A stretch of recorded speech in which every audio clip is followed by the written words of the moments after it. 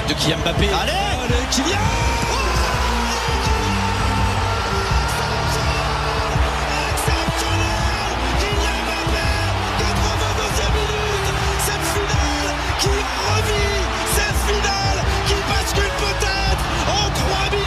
La première Marseillaise est en train d'aller chercher l'or et le record du monde. Mais la meilleure performance de tous les temps. Léon Marchand, impérial au pays du soleil levant. Léon Marchand explose le record du monde. Oh, bien joué. Allez, Damien, le doublé. C'est hallucinant ce que nous vivons aujourd'hui à Twickenham. La barre des 50 points, c'est un triomphe. Vive les Bleus, vive la France. Le Campus Sport Club, 23h minuit, sur Radio Campus.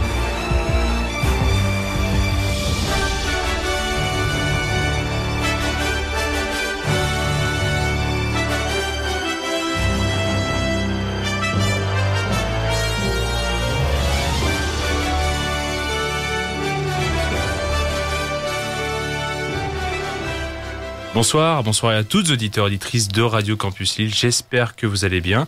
C'est Adrien Fédélier. On est de retour pour une nouvelle émission du Campus Sport Club que nous a toujours aussi bien introduit Yann juste avant de Chrysanthème, et je l'en remercie encore chaleureusement. J'en profite d'ailleurs de cette petite intro d'émission. Je ne sais pas si mon collègue du coup vous l'a dit, mais le Campus Sport Club fait ce soir sa dernière de l'année 2023, pas de la saison, attention, de l'année 2023, puisque dans les sports on est généreux et on a décidé d'offrir notre heure d'émission à Yann la semaine prochaine, qui pourra fêter Noël mardi 26 si je ne m'abuse, avec une spéciale 2 heures. Pour m'accompagner ce soir, ils sont 3, ils sont aussi les plus beaux, les meilleurs.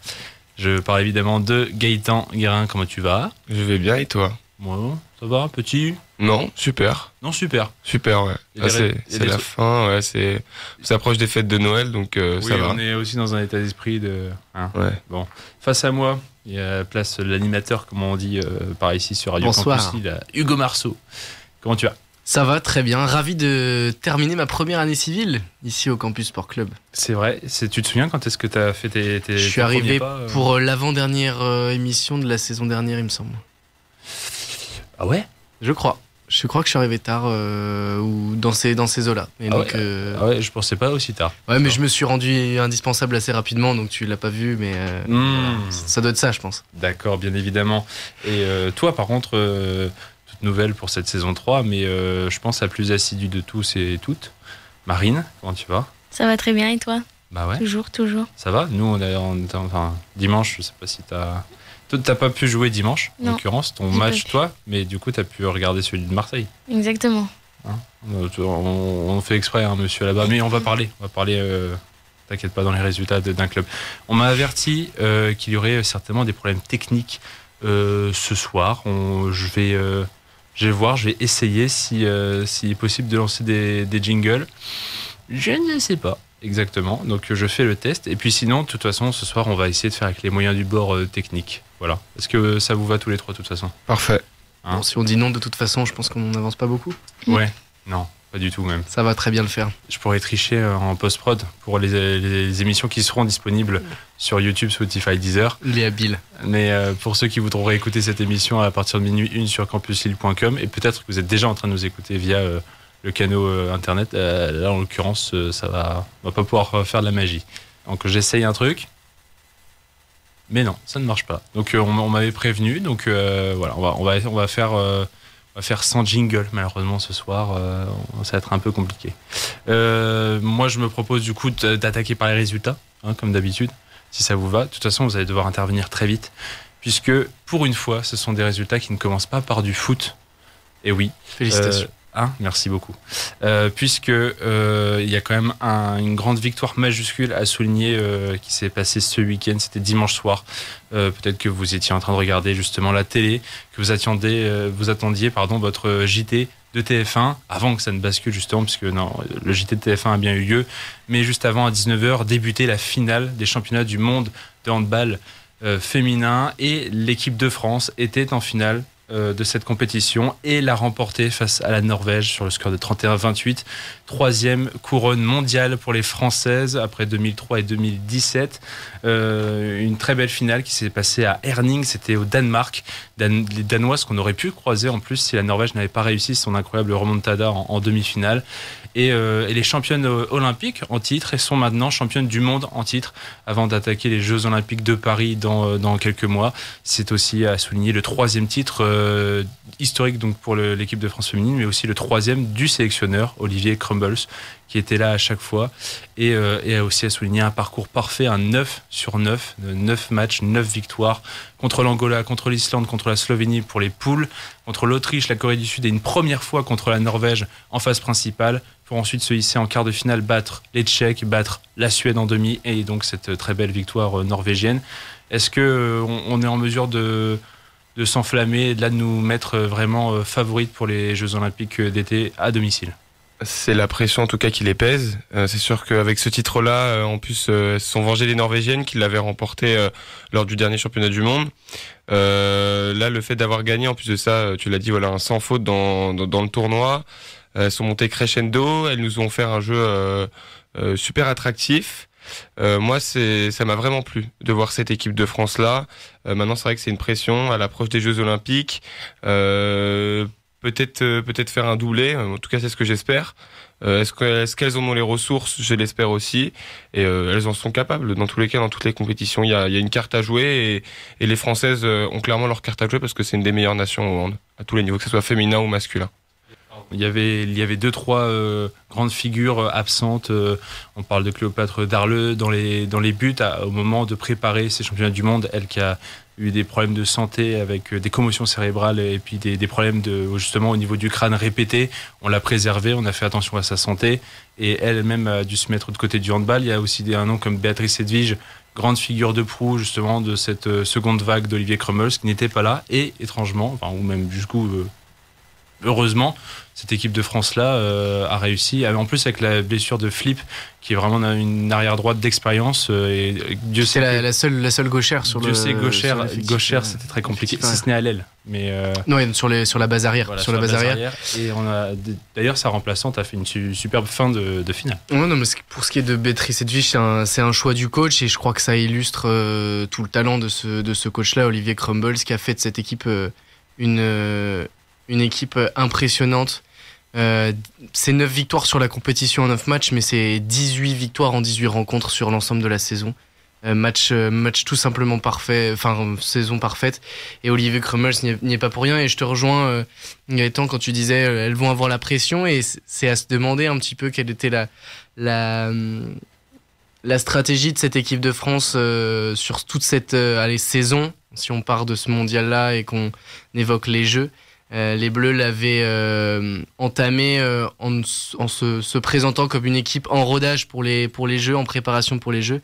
Mais elles vont chercher ce titre-là avec une mainmise sur la compétition assez impressionnante. Elles ont été tout simplement vraiment parfaites, au-dessus de toutes les équipes qu'elles ont affrontées, si ce n'est, et c'est le plus surprenant, mais en même temps avec cette équipe-là, pas forcément, parce que c'est souvent le cas face à l'Angola en ouverture de compétition. Mais effectivement, du coup, avec cette victoire-là qu'elle n'avait peut-être pas anticipée, ou alors c'était peut-être juste de la communication, en tous les cas, à Paris, elles pourront plus cacher parce que ce sera le véritable objectif cette saison, être championne olympique à domicile. Ça serait magnifique, puisque c'est le dernier titre qui manque du coup à cette équipe féminine. Bon, faut quand même y venir. On va quand même attaquer la page foot, puisque je vais revenir sur les derniers résultats d'abord des Coupes d'Europe la semaine dernière, puisqu'on en parlera un peu plus dans le détail avec Gaëtan juste après. Un petit retour des performances des clubs français, avec un PSG qui s'est fait peur mercredi dernier lors de son dernier match de phase de poule contre Dortmund, avec le match nul là-bas accroché un partout. Avec un but notamment côté Paris Saint-Germain de Warren Zahir Emery. Surtout les Parisiens qui étaient assurés en fin de match de se qualifier du coup pour la suite de la compétition en finissant deuxième, puisque l'AC Milan en parallèle battait Newcastle et s'est imposé 2-1 là-bas sur le terrain des Magpies. Le PSG a fini donc deuxième à égalité de points avec Milan, mais avait l'avantage de la différence de but, que ce soit globale ou particulière en plus au vu des scores. Donc pas de problème pour eux malgré tout. Et le lendemain, jeudi, il y avait nos autres clubs français en Ligue Europa Conférence. D'abord pour parler de la C3, un seul club l'a emporté. C'est Toulouse. Seule équipe ayant gagné son match, c'était chez les Autrichiens de Lask. Score 2-1 d'Alinga et Soiseau, surtout à la 83e, qui a offert la victoire après être rentré 7 minutes un peu plus tôt. Rennes, opposé à Villarreal, c'était le gros match presque de cette soirée Ligue Europa. Alors, je suis peut-être chevin, mais pour moi, ça avait l'air d'être en tout cas le plus fou, surtout avec son final. Est-ce que l'un de vous veut revenir sur cette séquence-là, s'il l'a vu, et ce but annulé pour Rennes à 90 plus 12? Ouais, mais c'est le coup franc d'Enzo Lefebvre qui rebondit sur la barre transversale et qui lui revient dans les pieds. Et derrière, il y a un but d'Assignon, Lorenz Assignon, pardon. Et bon, voilà, incompréhension en direct pour à peu près tous les commentateurs, tous les journalistes présents, sauf peut-être un ou deux qui avaient l'esprit plus vif. Mais en tout cas, c'est la règle 13 qui a été des lois du jeu qui a été appliquée, selon laquelle un ballon frappé sur phase arrêtée qui revient dans les pieds du tireur en ayant touché le montant, si personne d'autre n'a touché la balle entre-temps, voilà, ce sera coup franc pour l'équipe adverse. C'est ce qui a poussé l'arbitre à refuser ce but dans le temps additionnel. Ce qui est assez fou, c'est vraiment que ce soit un coup franc. On imagine mal un joueur qui est à 25 mètres tirer un ballon et le recevoir dans la seconde qui suit sans que personne d'autre n'ait eu à le toucher. C'est vrai que c'est plus connu sur penalty. Voilà. On a surtout cette loi qui est très connue quand il s'agit des penalties. Un joueur qui tire un penalty, si le ballon heurte la barre transversale ou le poteau, il ne doit pas la retoucher avant quelqu'un d'autre. Et généralement, c'est parce que le gardien la touche ou la dévie sur les montants qu'il peut la reprendre. Mais là, c'était assez fou. Et donc, Rennes, malheureusement, s'est incliné 2-3. Et en parallèle aussi, Marseille était allé perdre à Brighton 1-0 avec un but de João Pedro, le buteur donc de l'équipe anglaise, qui finit meilleur buteur de la phase de groupe avec 6 buts. C'était vraiment sa compétition en tout cas pour l'instant, puisque Brighton continue l'aventure, et Rennes, Marseille qui ont du coup fini deuxième de leur groupe, tout comme Toulouse qui ne pouvait pas vraiment viser la première place de Liverpool, et donc les trois clubs qui sont partis en barrage. Et puis pour finir sur le dernier club français européen, c'était Lille qui a fini en beauté avec malgré tout pas mal de difficultés contre Klaksvik, un 3-0 avec 3 buts sur penalty. C'est assez peu commode aussi pour le souligner, et Lille finit premier de son groupe avec 4 victoires et 2 nuls. Et je reviens aussi un peu sur la Ligue 1, forcément, pour finir cette page foot, avec l'affiche du week-end. Un très bon match, nul pour Lille, qui recevait le Paris Saint-Germain avec ce score de 1 but partout. Un but de Mbappé à la 66e sur penalty, l'égalisation de David, Jonathan David, à la 90 plus 3. Est-ce que l'un de vous regardait ce match? J'y étais. Ah bah oui, tu étais au stade. J'ai été au stade et célébré comme une victoire ce but. Ouais, carrément. Déjà, l'ambiance était magnifique à Pierre-Mauroy, la Decathlon Arena, pardon. Mais l'offense. Ouais, l'offense. Mais c'est mérité, tout simplement. Les Lillois ont fait jeu égal, si ce n'est mieux que des Parisiens qui offensivement ont vraiment du mal à proposer un jeu. En fait, on a du mal à trouver la cohérence de Luis Enrique qui au départ aligne une équipe assez surprenante, et ça a donné un Paris Saint-Germain qui trouve ses seules opportunités à travers les débordements d'Ousmane Dembélé et s'en remet à Kylian Mbappé sur transition, mais c'est à peu près tout. Donc et les Lillois en face ont beaucoup défendu, mais en même temps s'en sont tenus à un plan de jeu qui était très efficace de la part de Paulo Fonseca, et Jonathan David entré quelques minutes plus tôt et vient mettre son but qui personnellement en plus va lui faire du bien, donc oui. C'est mérité pour les Lillois. Et pour le moral canadien, ça ne peut que l'aider. Lui qui avait fait une grosse saison l'an passé à la tête successivement de Nicolas Pepe, Victor Osimhen, Jonathan David qui avait confirmé, et là, en l'occurrence, pas vendu cet été. Donc c'est un peu aussi peut-être le revers de la médaille de se dire tiens, on va encore plus t'attendre puisque tu nous montres que tu es capable de le faire, donc fais-le tous les ans. Donc on va voir aussi ce qu'il en est. En tout cas, le Paris Saint-Germain était avant ça sur 8 victoires de rang en championnat quand même. Il faut souligner que Lille met fin à la série, et Lille reste invaincu grâce à ce but à la dernière seconde à domicile cette saison. Pour finir la page Ligue 1 d'ailleurs, vendredi, nouveau choc encore avec une deuxième victoire pour l'Olympique Lyonnais. Victoire 1-0 à Monaco avec un but de Jeffinho à la 85e minute. Deuxième victoire de la saison pour Lyon en championnat, deuxième victoire de suite donc. Et Lyon sort de la zone rouge devant Lorient 17e et Clermont qui sont 18e, qui ont tous les deux perdu dimanche après-midi. Les Merlus de Lorient, c'était contre Strasbourg à domicile et Clermont était allé perdre à Marseille 2-1. Lyon, série en cours. Vous l'avez venir celui-là?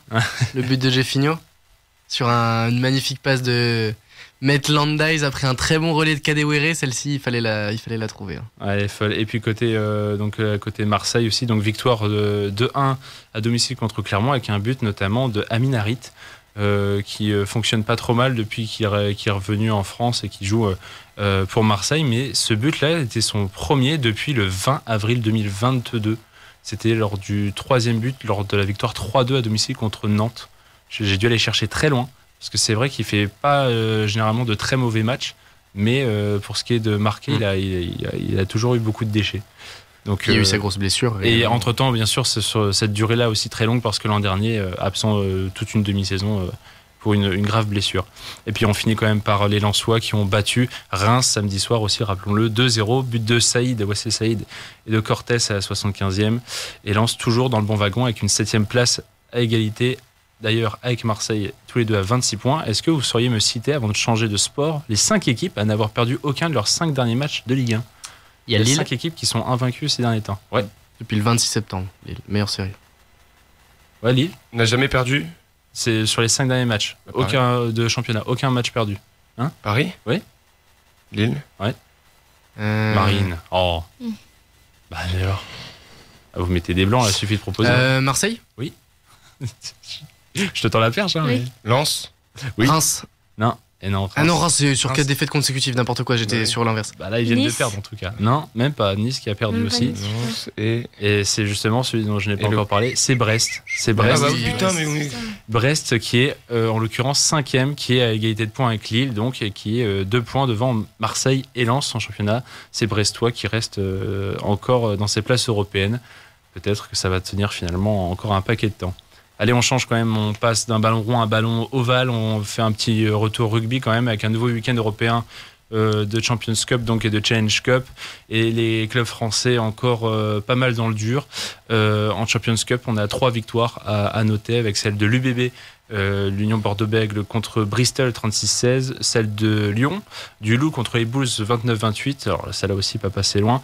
Et la vraie belle démonstration du week-end, c'est la victoire du Stade Toulousain là-bas chez les Harlequins 19-47. Et sinon de l'autre côté toujours en Champions Cup, pardon. Pour ce qui est des autres clubs français, on a aussi donc les défaites de l'Aviron Bayonnais contre Glasgow à domicile 11-12, dommage aussi pour un petit point. Une autre défaite pour un petit point, celle du Stade Rochelais contre les Stormers 21-20 là-bas. Et enfin dimanche aussi il y avait la défaite du Stade Français à domicile contre le Leicester 24-27, c'est aussi pas passé loin.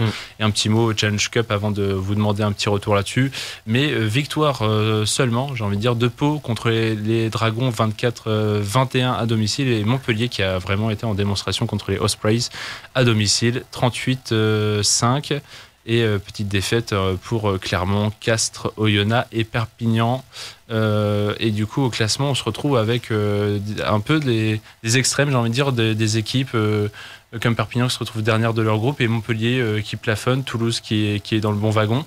On a vraiment les hauts et les bas, là, clairement, ouais. dans ce début de phase de groupe. Ouais, ce qui est le plus étonnant, bon, des équipes comme Perpignan, Montpellier, qui sont en difficulté. Alors Montpellier un peu mieux sur la scène européenne, mais Perpignan, c'est une équipe qui est déjà en difficulté sur la scène nationale, sur le top 14. Ce qui est le plus étonnant, c'est cette défaillance du double champion d'Europe en titre, La Rochelle, qui est sur 2 défaites consécutives en grand danger pour la suite. Toulouse a fait du bon travail ce week-end, et puis c'est la même chose pour l'UBB qui est sur deux grosses victoires, et ça c'est le plus impressionnant pour l'instant côté français. Oui, effectivement. Et puis si je devais vous donner le dernier mot de cette page résultats, si je vous parle de sport un peu insolite, avec un Français impliqué dedans, est-ce que vous sauriez me deviner à l'avance la pré-shot un peu ce dont je vais parler? Ah si, fléchette. Mais oui, bien sûr, Hugo Marceau est sur tous les sports, il suit tout. Thibaut Tirol, ça? Tricol. Tricol, pardon. Mais c'est bien. Mais Je m'excuse auprès de Thibaut Tricol. Je te donne un bon 9 sur 10. Merci à toi. N'aie crainte, tu auras tes félicitations pour ce premier trimestre entier passé À la avec fin de nous. cette première année, j'aurai un bon bulletin. Première victoire au championnat du monde, donc, pour le français Thibaut Tricol. Au premier tour du championnat du monde. Ouais, au premier tour, hein, mais première victoire du coup pour lui. Victoire face au 67e mondial, le Belge Mario van den Boogaard. Lui, il est 146e mondial, il l'a emporté 3-1 et donc c'est d'ailleurs le seul Français en liste dans ces championnats du monde qui viennent de démarrer et il rejoint les 32e de finale mais devra défier jeudi Rob Cross, l'anglais, 8e mondial. Là, en l'occurrence, ça va être vraiment un gros duel pour lui. Est-ce qu'on peut croire quand même à une petite perf la française? C'est vraiment des sports où il y a quand même des énormes. Je suis pas un spécialiste des fléchettes, mais où il y a des énormes écarts de niveau. Mais c'est vrai que c'est quand même la belle histoire. C'est lui qui avait été le premier Français déjà à participer à un mondial. Je crois que c'était il y a 4 ans ou quelque chose comme ça, il y a quelques années en tout cas. Et là, atteindre ce gap de la première victoire française dans un championnat du monde, c'est une bonne nouvelle. C'est une bonne nouvelle. Ouais, c'est assez impressionnant si vous regardez le tableau des championnats du monde de fléchettes. C'est assez, ça fait presque un peu olympique de voir la représentation et de voir qu'il y a toujours les anglo-saxons qui sont quand même inventeurs des fléchettes. C'est vraiment chez eux, c'est dans leur pub. Mais il y a un singapourien, un lituanien, un français. Il y a vraiment des toutes petites nations comme ça qui ont leurs représentants. Et nous, Français, bien que les fléchettes, ça nous parle quand même un petit peu, j'ai pas l'impression qu'on est trop paumé là-dessus, mais au niveau professionnel et compétition, on en a un. C'est Thibaut Tricol, donc on espère que ça soit pas mal. En tout cas, a priori, sur ce parcours-là, il pourrait prétendre à mieux que 146e mondial. Waouh, il y a eu une non-réponse, ça hoche de la tête, mais... Qu'est-ce que tu veux que je te réponde? Non, c'est très bien. En vrai, si ça peut être une figure pour la suite, pour la discipline, pour que les Français puissent s'en inspirer et puis surfer sur cette dynamique individuelle, ce serait très bien. Super, merci à vous. Écoutez, on va faire la première musique, même si du coup problème technique il y a. Je pense que si là j'essaye de relancer une technique. En plus c'est dommage, ce soir c'était Cadeau bis. C'est vrai. Avec Hugo qui avait le choix des chansons. Là, je propose, j'essaye de t'en lancer une. Mais non mais j'ai bien compris que tu m'avais fait un faux espoir. Non mais je ne veux pas en fait. Tu m'as annoncé ça comme un cadeau de Noël en plus. Bien sûr, évidemment que non. Donc on va faire avec les moyens du bord. On vous laisse quelques instants avec une musique et puis on revient. À tout de suite, ne partez pas. Le Campus Sport Club se poursuit ce soir pour la dernière de l'année 2023. Et on est de retour de cette courte pause musicale dans le Campus Sport Club. J'espère que vous êtes toujours avec nous. Pour rappel, les petits soucis techniques, on essaye de trouver des moyens, des substituts, j'ai envie de dire, pendant l'émission pour essayer de régler tout ça. Et nous, dans le Campus Sport Club, on enchaîne comme d'habitude après les résultats, les news, avec toi, Gaëtan. Du coup, pas de jingle pour l'instant pour te lancer. J'essaye de régler les choses après. J'ai évoqué les résultats européens avec des clubs qui ont plus ou moins eu chaud aux fesses, mais tous nos clubs français se sont qualifiés pour les phases finales des compétitions européennes. Pas toujours la leur, mais ça nous donne du coup des tirages assez intéressants. Ouais, exactement. Petit tour d'horizon d'abord avec le Paris Saint-Germain, désormais seul club à représenter l'Hexagone en C1. Le club de la capitale hérite de la Real Sociedad en 8e de finale. Un tirage plus que favorable pour les Parisiens, deuxième du groupe F à l'issue des phases de poule. Pas d'euphorie pour les hommes de Luis Enrique à la suite de ce tirage clément, mais place à la vigilance face à une équipe qui certes n'a plus disputé de 8e depuis 2004, mais qui reste sur un très bon début de saison.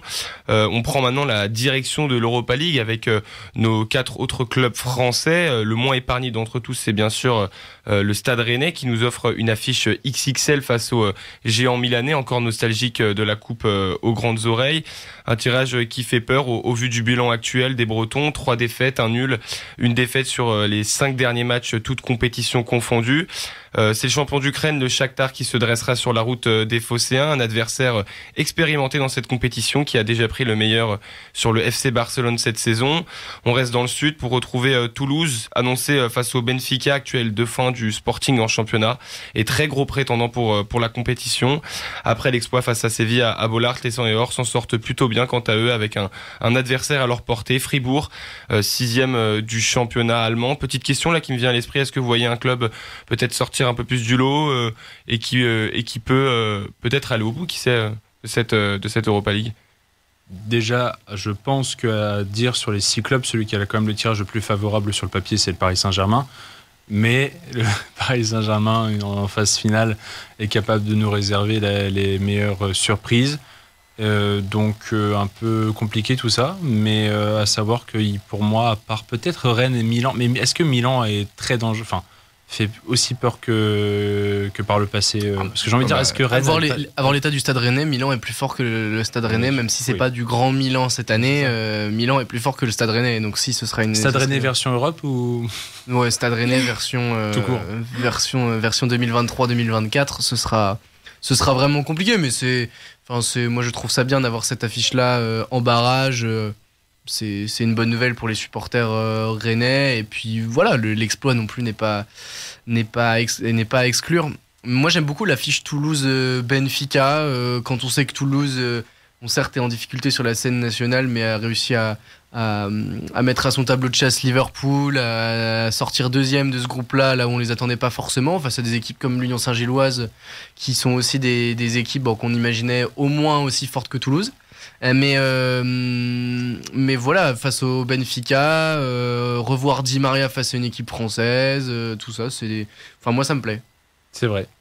Pour Di Maria, très bon argument. Même par rapport à Rennes, pour le reste, bof. Par rapport à Rennes, pour l'histoire, je veux dire, si Milan passe, on aura peut-être si Marseille passe aussi, peut-être un remake de 93, Olympique de Marseille, Milan. Bon, il y aura pas l'OM Valenciennes juste avant, mais du coup, t'es vache un peu là. Bah non, mais Marine, on se pète un peu. Je suis parisien après aussi. Dis quelque chose, enfin. Ouais, voilà. C'est tout ce qu'on a à dire pour ça. Voilà. Attends, je parlais du Paris Saint-Germain. Le verdict est tombé vendredi dernier pour Christophe Galtier, 1 an de prison avec sursis, et 45 000 € d'amende pour l'ancien entraîneur du Paris Saint-Germain, jugé pour discrimination et harcèlement lors de l'exercice 2021-2022 à l'OGC Nice. Une affaire qui a débuté en avril 2023 suite aux accusations du responsable niçois Julien Fournier, dans lesquelles il précisait le caractère raciste de certaines interventions de Christophe Galtier. Le natif de Marseille a été, durant son jugement, accusé de, je cite, instrumentaliser le ramadan, selon Damien Martinelli, procureur de la République de Nice.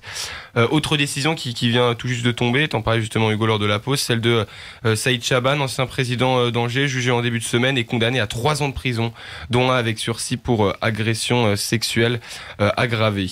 On reste dans le thème de la direction, des scandales et du football, avec la nomination il y a quelques jours de Jean-Michel Aulas à la vice-présidence de la Fédération française de football, élu par l'Assemblée générale avec 78,58% sans autre concurrent. Aulas s'assure un siège confortable à la fédération après avoir été évincé de la présidence lyonnaise en juin dernier par l'homme d'affaires John Textor. Une arrivée qui vient épauler l'actuel président de la FFF, Philippe Diallo. Un duo rempli de projets et d'ambition, mais un duo qui fait parler pour leur lien plus ou moins étroit avec Noël Le Graët. Quittons à présent la fédération pour en retrouver une autre, la Fédération française de rugby, qui est en pleine crise de budget. La fédération a confirmé lors d'une assemblée générale ce week-end un déficit structurel conséquent, à peu près 40 millions de déficit en 2 ans. Les sources sont multiples. On pointe déjà l'échec de l'objectif financier de la Coupe du Monde à domicile. La fédération est, selon certains spécialistes, pas loin d'être perdante avec cet événement. Et puis d'autres projets, investissements sont venus taper dans la caisse. Bref, l'objectif est maintenant de faire des économies et de chercher de nouvelles ressources.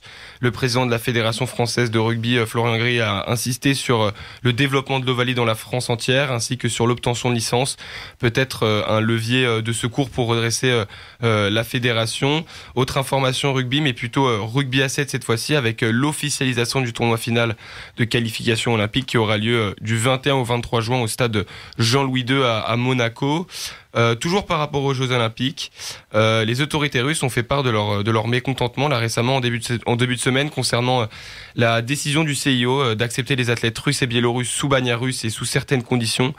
Le président Vladimir Poutine a précisé dans une de ses conférences que ces conditions de participation nuisent aux valeurs de l'olympisme et demande plus de précision concernant ces paramètres. Quoi qu'il arrive, la France sera prête. Les transports seront prêts, à en croire les dires de Madame Pécresse ce week-end.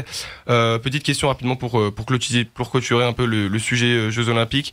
Vous pensez qu'il y aura des problèmes par rapport à l'organisation, à la gestion de ces Jeux Olympiques dans la capitale, dans la France entière aussi, parce qu'on sait quand même qu'il y a certaines épreuves qui sont délocalisées à Marseille.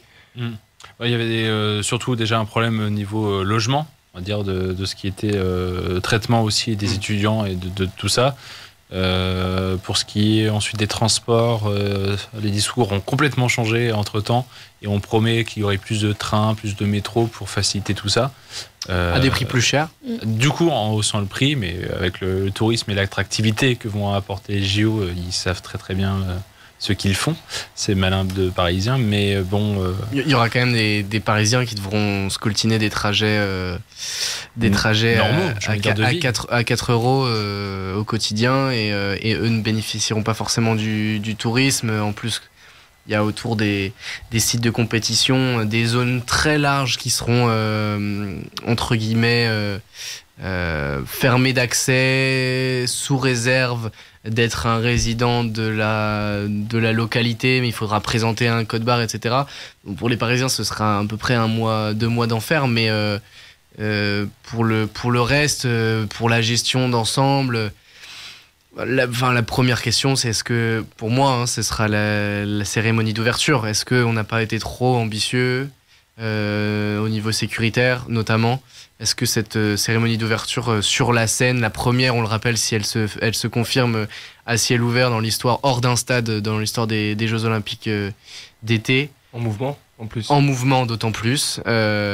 Ça risque, vraiment, plus on va se rapprocher dans cette année 2024 de l'échéance, plus on va tâter l'ambiance, mais elle risque d'être un petit peu tendue autour de cette organisation. Pour l'instant, Estanguet et Enco restent dans leur standard et dans leur idée, mais il va falloir suivre ça. C'est la principale.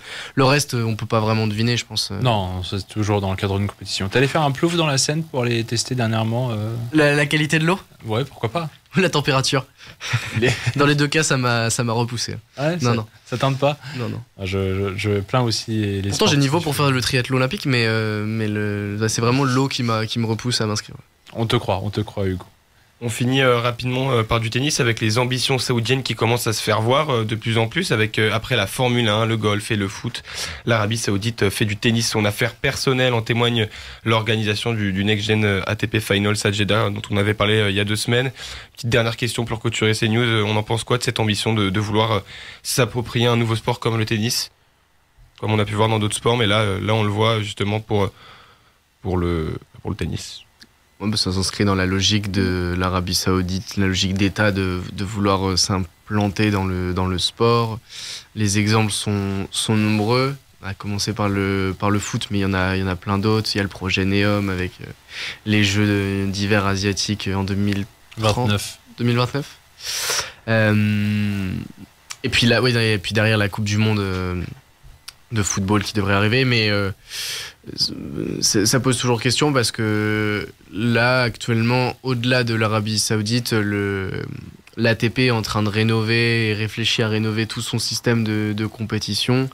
Et moi, ça me pose question de se dire que l'Arabie Saoudite et ses ambitions d'État rentrent dans ce calcul-là. Mais bon, c'est des logiques financières et économiques, évidemment, qu'on ne maîtrise pas, mais ça pose vraiment question. Merci beaucoup Gaëtan pour ces news. On avance dans ce nouvel épisode du CSC sur Radio Campus Lille 106,6 FM. Il est temps d'aborder un petit moment débat, comme il est souvent coutume de faire dans ce CSC saison 3. Je vous ai demandé à chacune de sortir du lot un Français, que vraiment côté coup de cœur, hein, je tiens à préciser, un Français et une Française qui, selon vous, auront marqué 2023 de différentes manières, que ce soit des sportifs dans leur discipline, par leurs résultats, des dirigeants, autres, qu'importe. En tout cas, un Français et une Française. Et on va pouvoir revenir là-dessus tous ensemble et puis acquiescer ou non avec les choix de chacun. Est-ce qu'on fait honneur aux femmes ? Commençons par les femmes, les Françaises. Allez. Les Françaises, je vous laisse du coup proposer le tour de rôle. Il y en a un qui veut tout de suite défendre Marine, allez, on y va. Moi, j'ai choisi Julia Simon. Un peu compliqué de dire sportive de l'année, sachant que c'est saisonnier. Mais ouais, j'ai trouvé qu'elle avait changé de statut avec la campagne 2022-2023. Et cette année, c'était un peu la confirmation. Ça a commencé en février avec les mondiaux. La France n'était pas fameux, mais au final, Julia Simon qui s'impose comme une vraie leader et qui fait 3 médailles, alors qu'il y a de ça quelques années, c'était hors top 10 et vraiment pas de médaille dans les grands rendez-vous. Donc moi j'ai mis là, elle a un peu mal commencé à Östersund, mais au final là elle fait son premier podium en Suisse ce week-end, donc moi j'ai choisi Julia Simon en Française de l'année. Ouais, très compliqué, surtout quand c'est des compétitions. La plupart des sports font de toute façon une saison qui démarre en septembre et qui se termine plus tard. Et pour l'hiver, c'est encore plus compliqué, beaucoup plus concentré. Donc en tout cas, on va surtout noter la fin. Toi, tu veux relever la fin de saison qui lui fait décrocher le titre, la confirmation, le championnat du monde, tout ça. Les garçons, est-ce que l'un de vous a aussi Julia Simon ? Non, j'y ai pensé. Pour moi, il y avait un trio qui se détachait. Vas-y. Dans ce trio, il y a celle que j'ai retenue finalement, c'est Clarisse Agbenienou. Aïe. Je pense qu'on l'avait tous. Gaëtan, tu es là ? Je te glisserai. Elle était là, quoi. Elle était écrite. Je te glisserai la troisième, Gaëtan. Mais non, être championne du monde et en revenant 11 mois après être devenue maman, c'est juste hallucinant. Et il faut le souligner, il faut le montrer, d'autant plus que Clarisse Agbenienou, c'est son 6e titre mondial, mais même au-delà de ça, la performance intrinsèquement, elle est monstrueuse. Agbenienou a fait aussi 3e du Master mondial, donc c'est la finale entre les 12 ou 16 meilleurs judokates du monde. C'était à Budapest en Hongrie à l'automne.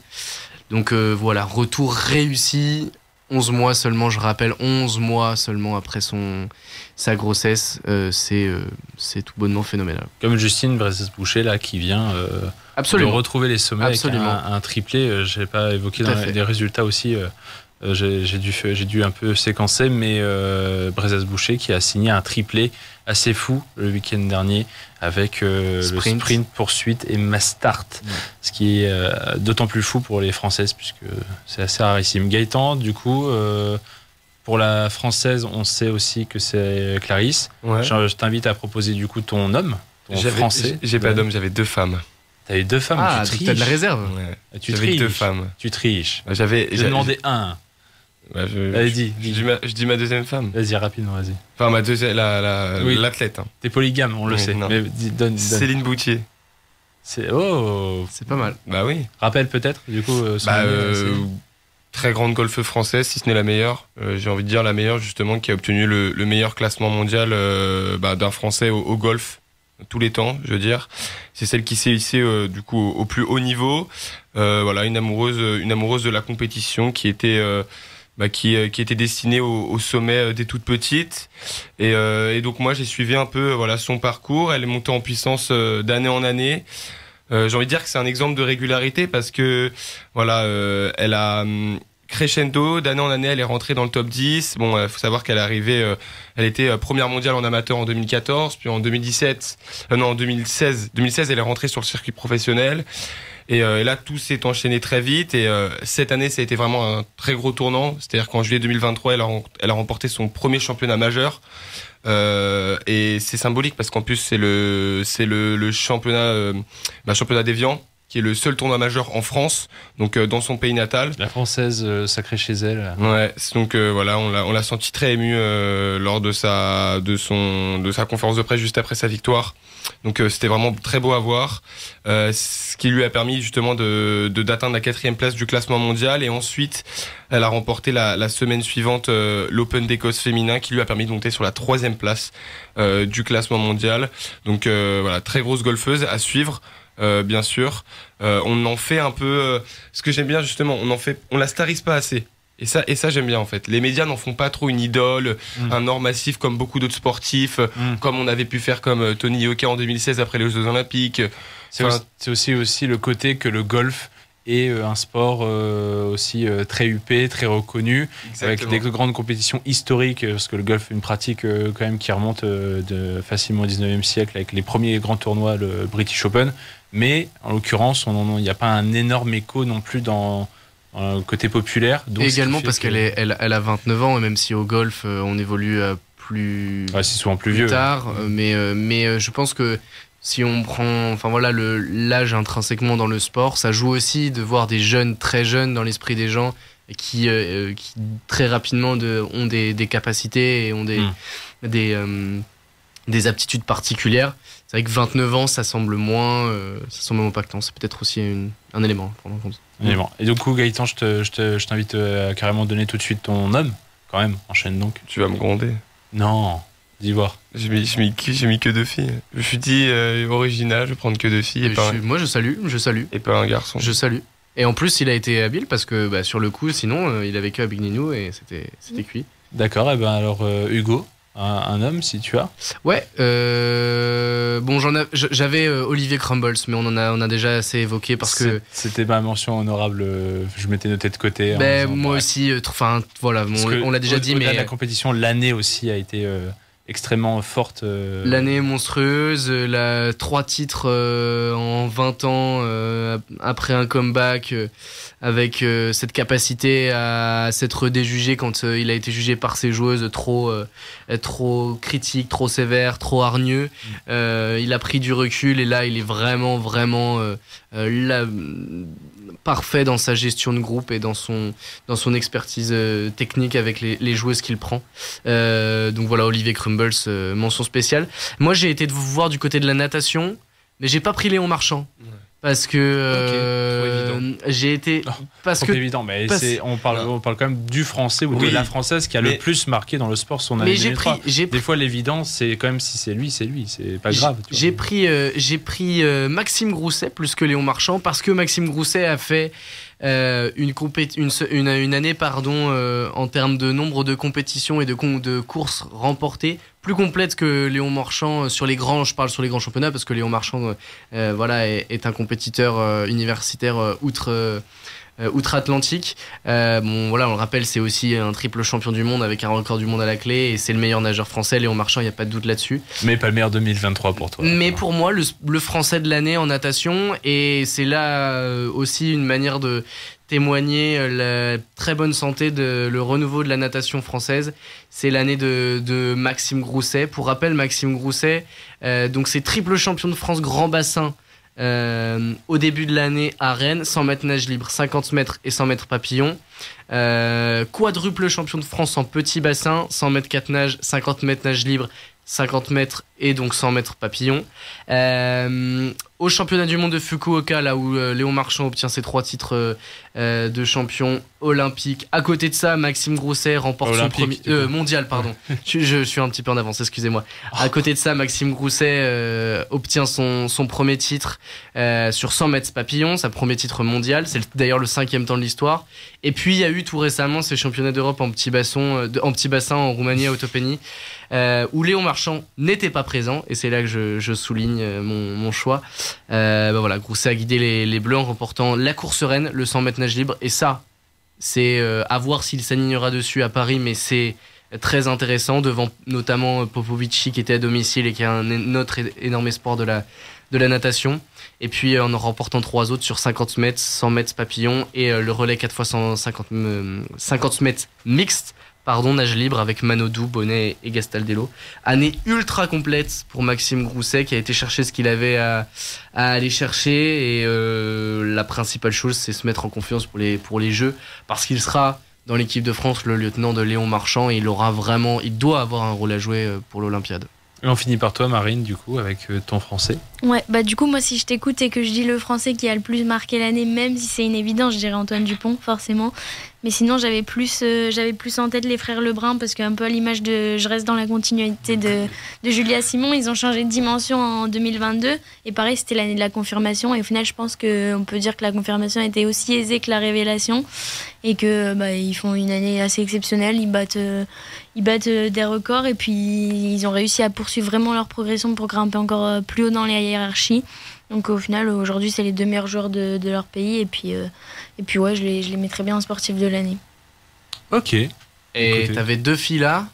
Tu passes à 2 garçons, avec les frères Lebrun. Je fais d'une pierre deux coups. C'est pas mal. Ouais, Passer dans le top 10. Désormais dans le top 10, Félix Lebrun, 8e mondial. Vous trichez en fait. Quand énorme je vous donne progression. des conditions, vous trichez tous un peu à votre sauce, c'est ça? Ouais, mais ils ont raison. Enfin, Félix Lebrun... Mais j'ai pensé aux frères Lebrun. Et moi de mon côté, je m'étais noté plutôt Julia Simon. Compliqué chez les femmes. Il y avait Pauline Ferrand-Prévot aussi. Ouais. 11e titre mondial en individuel. Ouais, je l'avais. Ouais. Avec c'est vrai. ces 2 titres cette année en cross-country, en short-track. Moi, j'ai vraiment relevé le côté compliqué dans ce monde de biathlon. Surtout pour les Françaises qui entre elles en plus tirent la bourre et vont essayer de se chercher en plus des victoires et on le voit en plus avec le retour de Brezas-Boucher, l'éclosion de Lou Jambonneau. On est appelé aussi à peut-être les voir toutes se batailler pour les places mondiales et donc comme là Julia Simon et chez les garçons Victor Wembanyama, pour moi assez évident parce que c'est le profil qui sur le sportif c'est pas une question de palmarès, c'est vraiment une question d'aura, de renommée, d'impact et 2023 c'est l'année pour moi Wembanyama à mes yeux. À l'image d'Antoine Dupont, c'est les 2 Français qui ont rythmé l'année sportive des Français et des Français notamment les moins sportifs. Tout le monde a entendu parler de Victor Wembanyama et tout le monde a entendu parler d'Antoine Dupont. Je suis pas sûr que les gens aient entendu parler de Félix Lebrun ou de Julia Simon, mais c'est surtout ça qui interroge le plus Antoine Dupont et Victor Wembanyama là avec les Jeux Olympiques par rapport à la question du rugby à 7 pour Antoine Dupont et par rapport à Victor Wembanyama et l'équipe de France aux Jeux Olympiques. Non mais voilà, parce que c'est vrai que du coup les championnats du monde il les avait un peu délaissés pour assurer sa bonne entrée pour la NBA. Donc ça posait forcément des questions pour les Jeux Olympiques quoi. Super. Merci en tout cas à chacune d'avoir joué le jeu, plus ou moins que Gaëtan chez les garçons. Mais t'avais vraiment pas de garçon en tête ou c'est juste que tu t'es dit Non, je me suis dit je vais faire 2 filles. Choix éditorial. Puis en fait je me suis dit contre-éditorial genre. Vous alliez forcément choisir Marchand ou Wembanyama. Ah non, Marchand n'avait pas été choisi. Ah ouais. On s'était peut-être tous dit la même chose alors. Oui, moi honnêtement. Voilà, c'est ça. Mais c'est ça qui est intéressant. Moi je valide le choix Gaëtan. Tu vois, moi j'ai pas vraiment pensé à Léon Marchand étrangement, tu vois, comme si j'attendais. Parce que tu connais pas grand chose en sport. Non, j'ai connais totalement rien. Écoutez, il reste un peu moins de 10 minutes. On va même pas proposer de deuxième musique. On va continuer sur notre lancée, si vous le voulez bien, autour de moi. On en profite. Il reste 2 chroniques. On va quand même nous profiter. Quand même de ce moment-là. Dernière de l'année quand même, en fait. On fait une petite discrétion. Donc on va pouvoir enchaîner. Marine, je vais quand même essayer, du coup, pour ta chronique qui arrive tout de suite, puisque c'est l'heure du moment nordiste dans le Campus Sport Club avec Marine qui était sur de la gymnastique ce week-end. Comme souvent dans le moment nordiste, et je perds mon langage là. On arrive à proposer des extraits sonores que tu as, mais il y a des problèmes techniques. Alors je vais essayer quand même de les faire passer à l'antenne pour rythmer ta chronique. En tout cas, c'était de la gym à La Madeleine, à côté de Lille. Est-ce que tu peux nous en dire un peu plus ? Exactement, ouais. J'étais à La Madeleine pour voir le 2e match des gymnastes de Guillaume Noé dans ce top 12. Donc pour les non-amateurs de gym, ce qui était d'ailleurs mon cas avant samedi. Petit rappel de ce qu'est le top 12. Donc pour situer, c'est en gymnastique, ce serait l'équivalent de la Ligue 1 en foot ou du top 14 en rugby. Donc les 12 meilleures équipes de France concourent dans un championnat. C'est un championnat avec des matchs aller-retour où ces 12 équipes sont réparties en 4 poules de 3 équipes. Les premières équipes de chacune des poules se qualifient pour les demi-finales et ainsi de suite jusqu'à la finale. Du coup, le top 12, ce sera des rencontres, des affrontements avec 3 agrès, donc l'équivalent de 3 épreuves. Et dans chaque épreuve, 4 duels qui opposent à chaque fois un gymnaste de chaque équipe. Ces duels rapportent 3 points en cas de victoire, 2 points en cas de match nul et 1 point en cas de défaite. Et le cumul des points détermine le classement au sein de chaque poule. La Madeleine est tombée cette année dans la poule de Bourges et de Valoris. En football, on aurait volontiers qualifié cette poule dont héritaient les Madeleinois de groupe de la mort. Et après une défaite de peu à Bourges lors de la première journée 26-22, la Madeleine recevait cette fois Valoris, le tenant du titre, pour la 3e journée du top 12. Mais les cris d'encouragement de leur public n'auront pas suffi à des Madeleinois affaiblis et face à des Valoriens à la qualité supérieure. En effet, petite mésaventure à l'échauffement pour les nordistes. Écoutons Guillaume Noé, essayons de l'écouter, qui nous raconte comment une sieste peut changer une rencontre de gym de haut niveau. Alors déjà il nous a manqué une pièce principale, c'est Tom Mazien. En fait on a un gym qui se blesse en sortant de sa sieste, il se prend un tapis et il tombe sur son épaule et du coup il pouvait rien faire, donc ça a déjà tout remis en question. Et après du coup notre stratégie elle a changé complètement, on voulait commencer en barre parallèle. On a dû tout revoir en 1 heure de temps pendant l'échauffement, donc ça a fait un peu mal déjà. Et oui, contraints de devoir tout revoir après ce forfait de l'un de leurs tauliers à l'échauffement, les Madeleinois ont choisi de laisser leurs invités commencer au bar parallèle et c'est Matteo Levantesi, international italien, qui lançait le festival valorien avec une large victoire face à Antonin Lemel. Malgré le nul d'Enae Fouchard, les duels se suivaient et se ressemblaient ensuite. Paco Fernandez Henrique et Léo Saladino creusaient l'écart pour Valoris, puis ont passé au 2e agrès, les anneaux. Et dans cette épreuve, c'est Axel Brech et Saladino et Levantesi, encore une fois, qui permettaient aux Valoriens de mener 8-20 à l'issue du 3e duel. L'expérience et les planches de Dave Tian permettaient tout de même aux locaux de gagner leur premier duel. Et pour le 3e et dernier agrès au sol, malheureusement, rebelote. Malgré des belles prestations de Lemel, Maréchal et Fouchard, les Madeleinois s'inclinaient dans leur duel. William Aymar allait lui aussi sauver l'honneur et remporter le sien. Et en plus, pas face à n'importe qui, puisqu'il affrontait Filippo Castellaro, le champion d'Italie au sol. Et il s'est imposé, mais évidemment, ça n'allait pas suffire pour rivaliser. Score final 17-31. Écoutons, encore une fois, essayons d'écouter une nouvelle fois Guillaume Noé pour l'analyse, la prestation de son équipe et les échéances à venir. Après, quelques duels qui se jouent à 2-3 dixièmes, la petite chute au sol de Julien. On partait pas forcément pour gagner. D'ailleurs, on partait pas pour gagner, surtout sans Tom. Mais on aurait au moins espéré faire un peu plus de points. Enae Fouchard, il a super bien travaillé. Julien, il fait sa petite chute au sol. Maréchal, il a super bien travaillé aussi. Donc, on n'a pas à rougir, mais bon, content, non, je peux pas dire qu'on est content. Mais après, il y a des bonnes choses. On passe pas. On a montré de la gym quand même. Et on a essayé de se battre avec fierté. Le prochain match du coup ce sera le 27 janvier et puis l'objectif on sait qu'on va être en barrage et puis on va essayer de se classer au mieux pour on sait tout n'est pas fait mais bon on s'en doute un petit peu et l'objectif ce sera le 30 mars pour l'objectif principal de la saison pour se maintenir. Voilà, du coup rendez-vous, il l'a dit, le 27 janvier pour leur prochain match de top 12 et le 30 mars pour le potentiel barrage qui les attendra en vue du maintien en top 12. Merci beaucoup Marine pour ce moment d'analyse. T'as vu, j'ai essayé on a triché un petit peu. Un petit peu. Du coup, il reste encore quelques minutes. Dernière chronique de cette dernière de l'année. Et qui d'autre que Hugo Marceau pour clore le festival. Hugo qui finit comme d'habitude avec les immanquables. Est-ce que tu veux un jingle ou pas? On essaye. Allez, vas-y, fais-toi plaisir. Hein. Tu veux? Allez, j'essaye. Oh yes. Il ne faudra pas les manquer. Voici les immanquables de la semaine.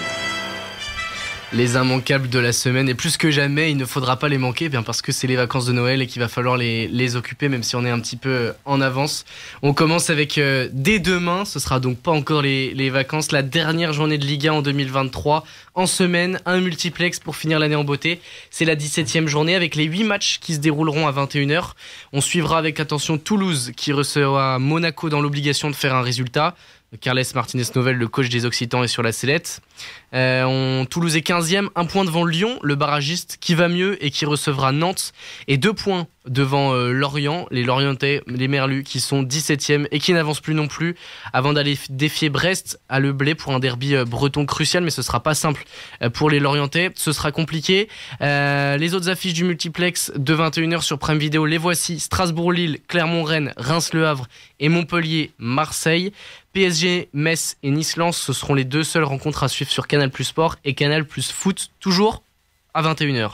Ça sent la trêve dans pas mal de sports ce week-end, c'est donc très calme, mais c'est Noël, et qui dit Noël dit Boxing Day. Pas de vacances en Première Ligue comme chaque année, on jouera toute la semaine pour le plus grand plaisir des fans de foot. Je vous donne les plus belles affiches jusqu'au 1er janvier. Samedi 23, 18h30, le choc de la Première Ligue entre le deuxième et le premier, Liverpool-Arsenal à Anfield. Si ça, c'est pas un cadeau avant l'heure, on croise les doigts pour vivre un You'll Never Walk Alone sous la neige, ce serait beau, n'est-ce pas?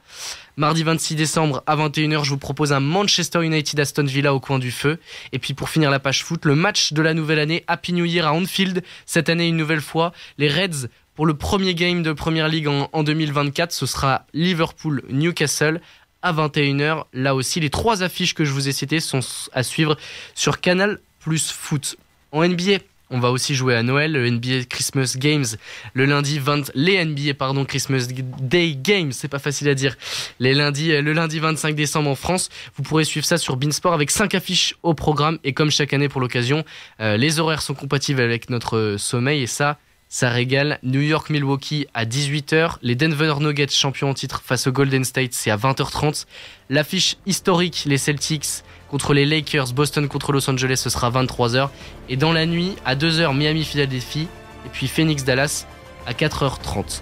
En attendant, jeudi soir à 20h, je vous propose une belle affiche de Ligue des Champions. C'est du volley. Et c'est avec le club français Tours qui se déplace chez l'ogre italien de Trente, vainqueur à 3 reprises de la compétition. Les Tourangeaux sont condamnés à l'exploit. C'est à suivre avec l'abonnement payant sur le site de la Fédération internationale européenne, la CEV de volley. Et puis si vous êtes plutôt sport d'hiver, vous pourrez suivre jeudi le slalom féminin de Courchevel. L'épreuve est de retour dans le calendrier cette année et pour l'occasion, l'épreuve se déroulera en nocturne avec une première manche à 17h45 et la deuxième à 20h45. Voilà les amis, vous êtes parés pour les vacances. Superbe, merci énormément Hugo pour ce magnifique programme. Nous on va pouvoir se reposer et en même temps pas trop avec ce qu'il y a à faire. Merci aussi à Gaëtan et à Marine ce soir pour l'émission. On s'excuse encore pour les quelques soucis techniques de ce soir. Du coup c'est la dernière de l'année. La semaine prochaine ça sera Noël et d'ici là je vous dis portez-vous bien. Bye bye tout le monde.